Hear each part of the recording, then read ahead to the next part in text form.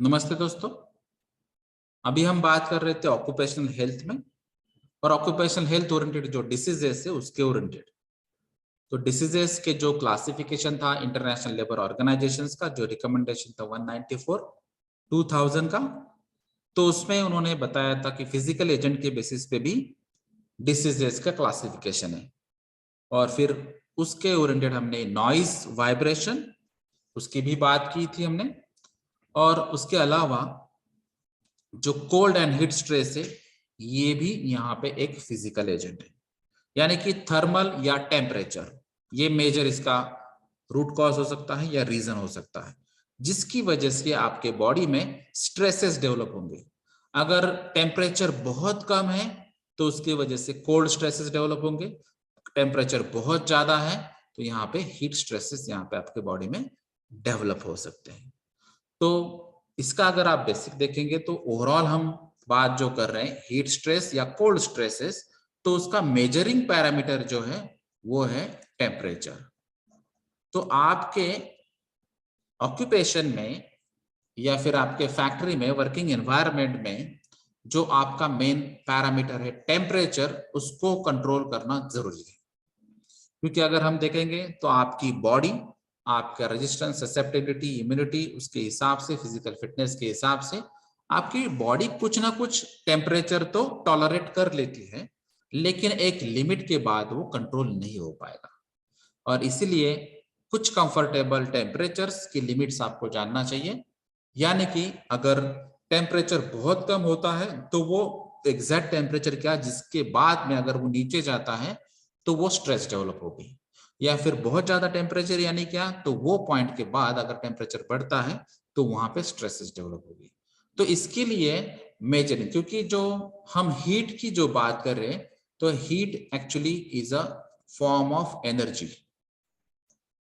तो जनरली कहीं पर भी अगर आप देखेंगे तो एनर्जी का जो फॉर्म है, हीट का जो फॉर्म है, उसका डायरेक्ट मेजरमेंट नहीं किया जाता है।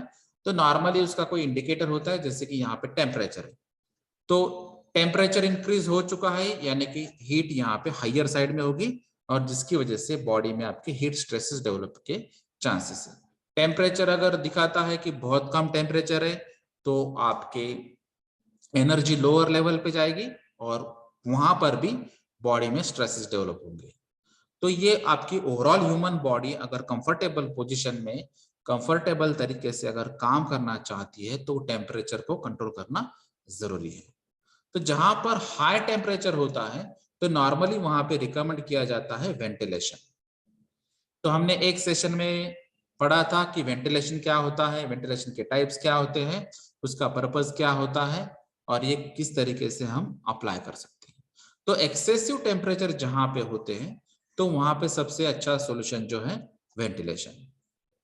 और कहीं जगह जैसे अभी हमको मालूम है कि ह्यूमन बीइंग जो होते हैं रेस्पिरेशन करते हैं, और रेस्पिरेशन में ऑक्सीजन इनहेल करते हैं और कार्बन डाइऑक्साइड एक्सहेल करते हैं। तो ये कार्बन डाइऑक्साइड अगर एनवायरनमेंट में आपके जाता है और ये अगर हाइयर साइड में होगा तो ये भी हीट एब्जॉर्ब कर लेगा और वहां पर हीट यानी कि टेम्परेचर बढ़ सकता है।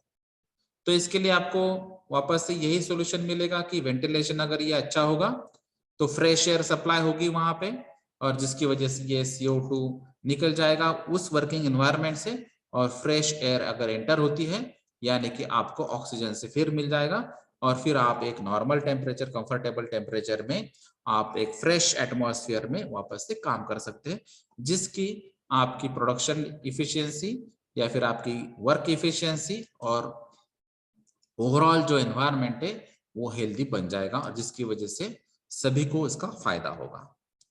तो ये थर्मल एनवायरनमेंट जो है इसके अलग अलग मेजरमेंट के कुछ पैरामीटर्स, जैसे अभी मैंने बताया कि जनरलाइज हम बात करेंगे तो वो है टेम्परेचर, लेकिन इंडस्ट्रीज ओरिएंटेड हम बात कर रहे हैं क्योंकि ऑक्यूपेशनल डिसीजेस ओरिएंटेड बात हो रही है, तो ऑक्यूपेशन ओरिएंटेड आपको बात करनी है।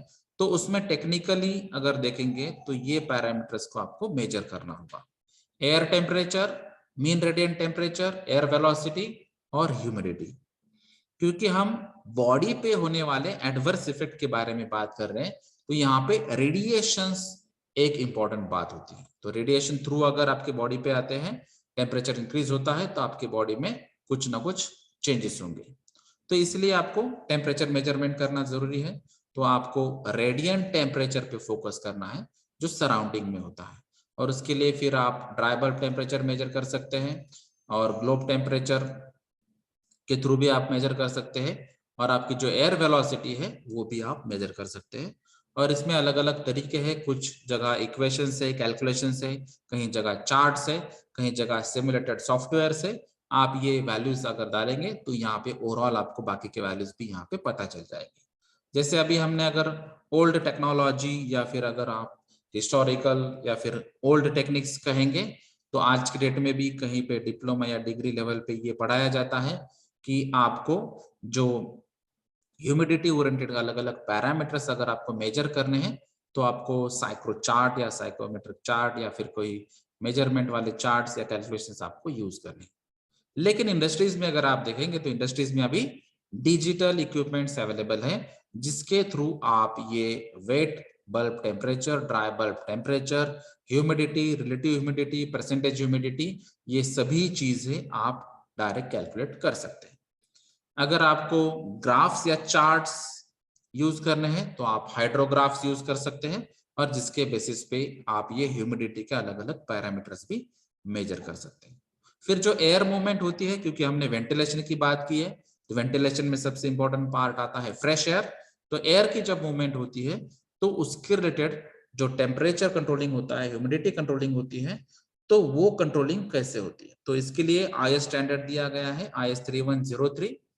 तो ये वैल्यूज रिकमेंडेशन जो है कि एयर मूवमेंट कितनी होनी चाहिए, कितना वॉल्यूम से होनी चाहिए, टेम्परेचर कितना होना चाहिए, फिर जो डीबीटी डब्ल्यूपीटी वैल्यूज है वो कितनी होनी चाहिए, ह्यूमिडिटीज कितनी होनी चाहिए, ये सभी गाइडलाइंस IS स्टैंडर्ड 3103 में दिए गए। तो नॉर्मली जब हम एयर मूवमेंट की बात करते हैं तो एनोमोमीटर्स यूज करते हैं, जैसे कि मैंने एक सेशन में आपको डिजिटल एनोमोमीटर का डेमोन्स्ट्रेशन दिया था।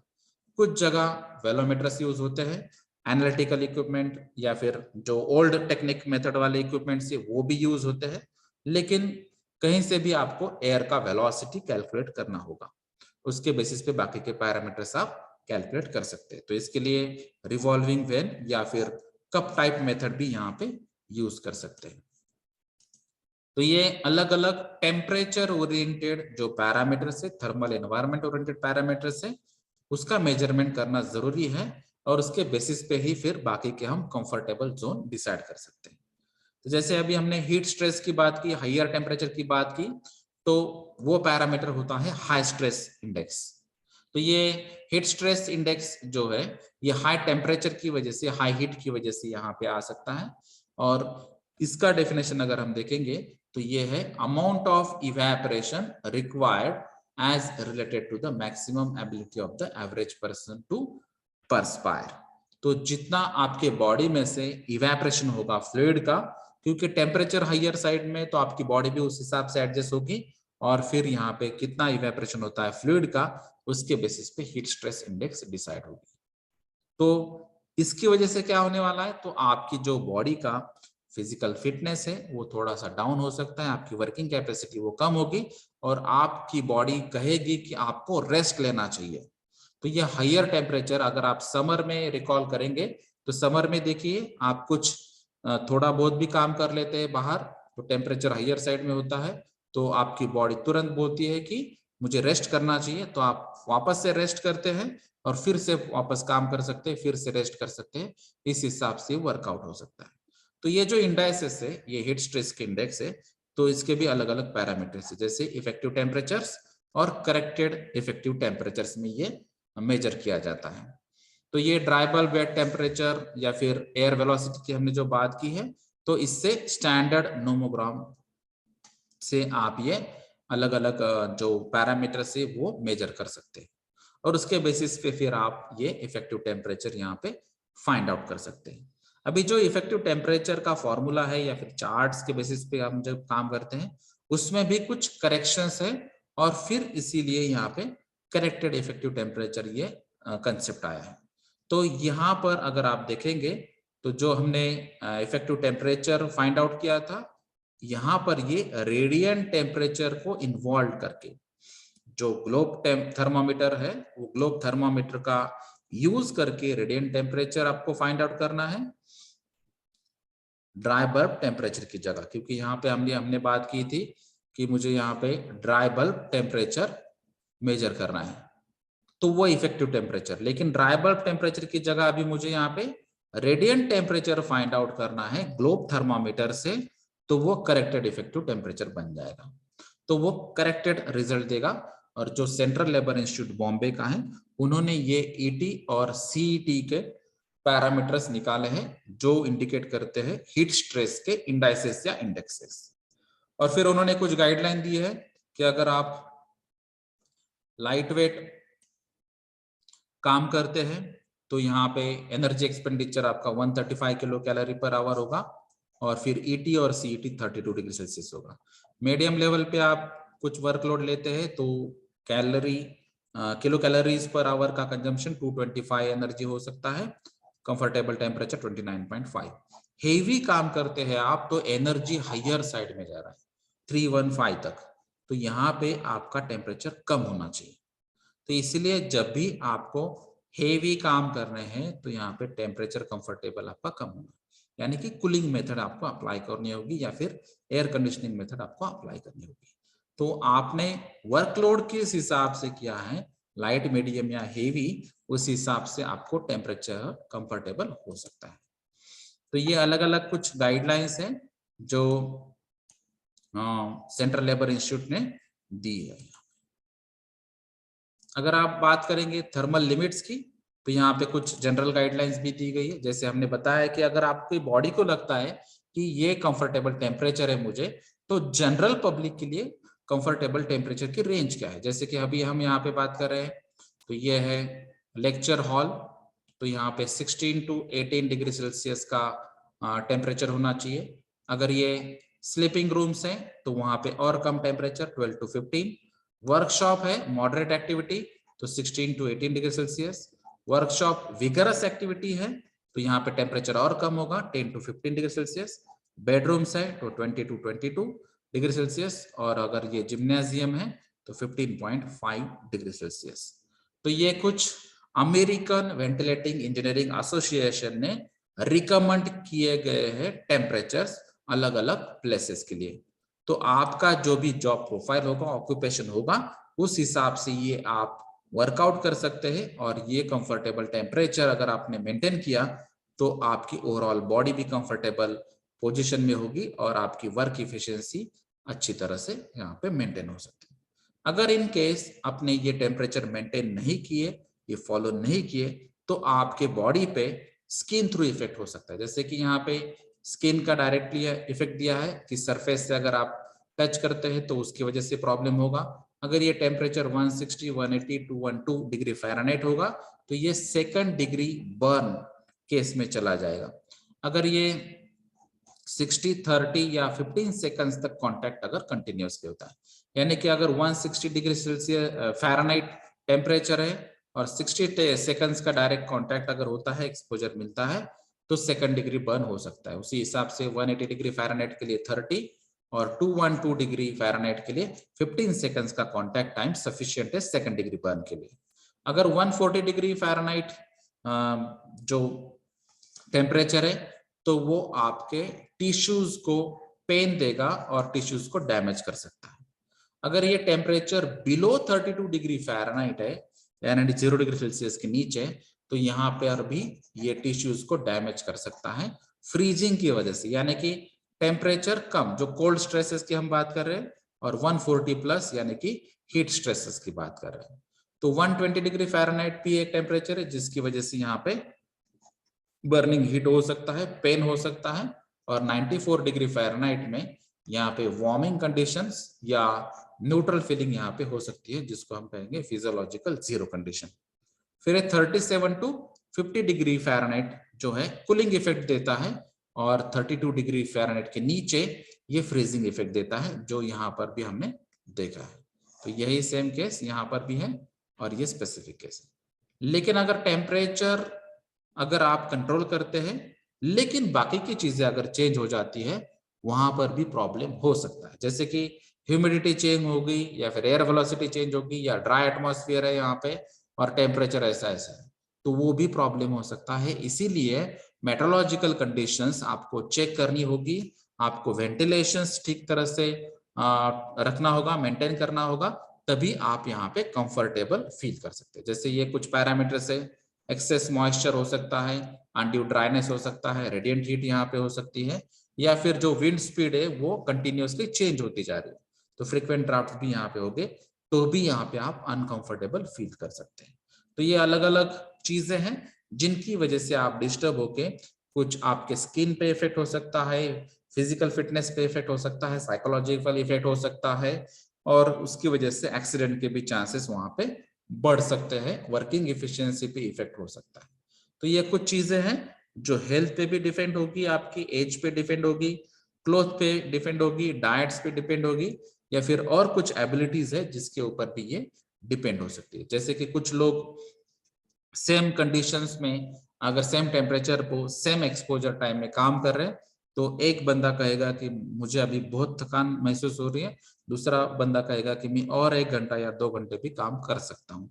तो ये इंडिविजुअल पे भी डिपेंड होगा, उसका एज क्या है, उसकी प्रोटेक्टिव क्लोथिंग उसने क्या पहनी है, उसका डाइट रेगुलर क्या होता है, उसकी हेल्थ कैसी है, उसकी एबिलिटी कैसी है, ये बहुत सारी चीजें यहाँ पे मायने रखती है। और मेट्रोलॉजिकल कंडीशन के हिसाब से जो हमने बात की थी अभी, ह्यूमिडिटी क्या है, टेम्परेचर क्या है, और जो प्रेशर का इफेक्ट है बैरोमेट्रिक प्रेशर का, वो भी आप पर इफेक्ट क्या है, ये भी यहाँ पे बहुत सारी चीजें मायने कर सकती है। तो जैसे अभी हमने बात की थी कि ये टेम्परेचर, ह्यूमिडिटी, ये सभी चीजों के लिए सबसे बढ़िया सोल्यूशन है वेंटिलेशन। तो वेंटिलेशन नेचुरल फॉर्म में हो सकता है या फिर मैकेनिकल वेंटिलेशन हो सकता है। तो नेचुरल फॉर्म में जो नॉर्मली हम देखते हैं कि जैसे विंडोज या डोर की प्रोविजन होती है, और फिर ये फैक्ट्री से ये एयर का फ्लो हो जाता है। तो जैसे यहाँ पे आपको दिखाई देता है कि ये ब्लू कलर इंडिकेट करता है कि आपकी जो एयर है, फ्रेश एयर है, वो कोल्ड एयर है, और इसका डेंसिटी यहाँ पे हायर लेवल पे रहता है, और इसीलिए ये बॉटम साइड में रहता है कोल्ड एयर। तो ये अगर कोल्ड एयर देखी जाए, उसके बाद में ये फैक्ट्री के एनवायरनमेंट में आता है। तो फैक्ट्री के एनवायरनमेंट में अगर टेम्परेचर हायर साइड में, तो ये टेम्परेचर यानी कि हीट एब्जॉर्ब कर लेती है, और हाई टेम्परेचर की वजह से इसकी डेंसिटी कम हो जाती है, और इसका अपवर्ड मूवमेंट ऑटोमेटिक हो जाता है, तो ये बन जाती है हॉट एयर। तो ये नेचुरल वेंटिलेशन भी आप यूज कर सकते हैं, इसमें बहुत सारे टेक्निक्स है, क्रॉस वेंटिलेशन है, बहुत सारे मॉडिफाइड डिजाइन है, बेसिक डिजाइन है, वो भी आप यूटिलाइज कर सकते हैं, या फिर मैकेनिकल वेंटिलेशन भी आप यूज कर सकते हैं। जैसे कि हमने नेगेटिव वेंटिलेशन की बात की थी, या एग्जॉस्ट वेंटिलेशन की बात की थी, या फिर हमने लोकल एग्जॉस्ट वेंटिलेशन की बात की थी, पॉजिटिव वेंटिलेशन की बात की थी। इसके जो एयर की क्वांटिटी है वो कितनी होनी चाहिए, उसको कैलकुलेट कैसे करते हैं, ये सभी चीजें हमने एक सेशन में डिटेल में देखी थी। फिर भी मैं यहाँ पे फिर से रिपीट करता हूँ कि ये वॉल्यूम जो है एयर का, ये Q इक्वल टू AV के हिसाब से कैलकुलेट हो सकता है। यानी कि जो आपकी Q है एयर वॉल्यूम है, और जो A है वो एरिया कितना है, और आपके जो V है वो एवरेज वेलोसिटी एयर का कितना है। तो वेलोसिटी और एरिया का जो यूनिट होगा उसके बेसिस पे Q का यूनिट डिसाइड होता है। ये आपको क्यों कैलकुलेट करना है, क्योंकि ये स्टैट्यूटरी रिक्वायरमेंट भी है। स्टैट्यूटरी रिक्वायरमेंट में आपको एयर वेलोसिटी के गाइडलाइंस दिए हैं, जो आपको रेफर करने चाहिए आपके स्टेट के हिसाब से, और उसी हिसाब से आपको ये मेंटेन करना जरूरी है। उसके अलावा जो सेकंड बेस्ट ऑप्शन है वो है एयर कंडीशनिंग यानी कि एसी। तो जहां पर आपको ये अफोर्डेबल है वहां पर आप एसी लगा सकते हैं, लेकिन आपकी एसी के लिए जरूरत है या नहीं, ये आपको पहले चेक करना है। तो इसके लिए हमने पहले बहुत सारे पैरामीटर्स के बारे में बात की, उस हिसाब से आप कंफर्टेबल जोन के हिसाब से आप एसी यहाँ पे इंस्टॉल कर सकते हैं। तो आपको कूलिंग करनी है सिर्फ, या डीह्यूमिडिफिकेशन करना है, या फिर हीटिंग भी करनी है, या फिर कूलिंग प्लस ह्यूमिडिफिकेशन करना है, ये अलग अलग यहाँ पे ऑप्शंस अवेलेबल हो सकते हैं। क्योंकि जैसे अब नॉर्मली जब बात करते हैं तो कहीं जगह आपको सिर्फ एयर कूलर की जरूरत होती है, कहीं जगह सिर्फ आपको नॉर्मल फैन की जरूरत होती है, कहीं जगह आपको एयर कंडीशनर की जरूरत होती है, कहीं जगह आपको हीटर की जरूरत होती है। तो ये बहुत सारे ऑप्शंस यहाँ पे अवेलेबल है। तो एसीज में भी हीटर ऑटोमेटिक हो सकता है, क्योंकि यहाँ पे टेम्परेचर वेरिएशन होता है। तो ये आपके रिक्वायरमेंट के बेसिस पे आप ये डिसाइड कर सकते हैं कि आपको एसी इंस्टॉल करना है या नहीं।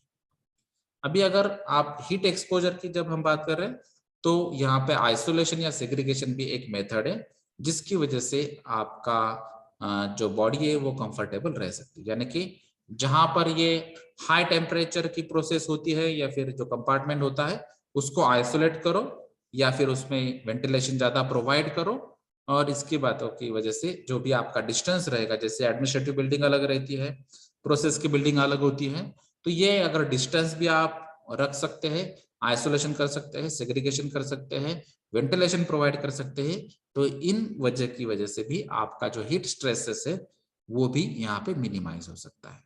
तो ऐसे बहुत सारे सॉल्यूशंस है, जैसे अभी एलईवी के बारे में भी हमने बात की, लोकल एग्जॉस्ट वेंटिलेशन, तो जिसकी वजह से जिस सोर्सेस से अगर ये हीट एनर्जी बढ़ जाती है तो वहां पे वेंटिलेशन प्रोवाइड करना चाहिए, तो वो लोकल एग्जॉस्ट वेंटिलेशन या एक्सट्रैक्ट वेंटिलेशन कहला जाता है।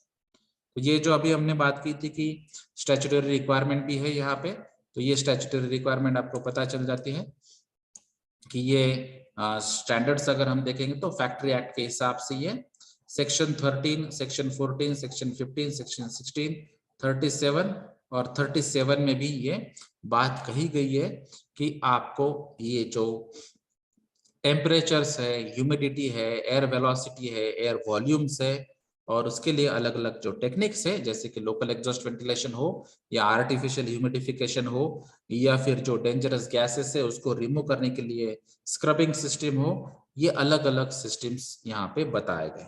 उसके अलावा अगर यहाँ पे पॉसिबल नहीं है तो आपको अलग अलग जो सोफिस्टिकेटेड इक्विपमेंट्स है उसका भी यूज करना चाहिए। फिर जो नेशनल स्टैंडर्ड्स है उसमें भी ये कही गई है बात कि आपको जो वेंटिलेशन है वो आपको मेंटेन करना ही होगा। तो इंडस्ट्री के लिए अभी हम बात कर रहे हैं, तो इंडस्ट्री के लिए 3103, तो ये नेचुरल वेंटिलेशन या रेसिडेंशियल बिल्डिंग्स के लिए आप देखेंगे तो उसके लिए अलग से स्टैंडर्ड है। और बाकी की जो बात है जैसे कि पेट्रोलियम है, रिफाइनरीज है, या फिर मैकेनिकल ऑन शिप्स या ट्यूबिंग के लिए, रूट एक्सट्रैक्टर के लिए, तो ये अलग अलग जो कंडीशंस है, ये सभी अलग अलग कंडीशंस के लिए अलग अलग नेशनल स्टैंडर्ड्स भी यहाँ पे दिए हैं, जहां से आप डिटेल स्टडी करके आपके फैक्ट्री को जो लागू हो सकता है वो बात लागू करके कंफर्टेबल एनवायरनमेंट अगर तैयार करेंगे तो आपकी इफिशियंसी बढ़ेगी, आपका प्रोडक्शन बढ़ेगा, और आपके जो ऑक्यूपेशनल डिसीजेस होने के जो चांसेस है थर्मल स्ट्रेसेस यानी कि हीट या कोल्ड स्ट्रेसेस की वजह से, वो चांसेस कम से कम हो सकते हैं। धन्यवाद।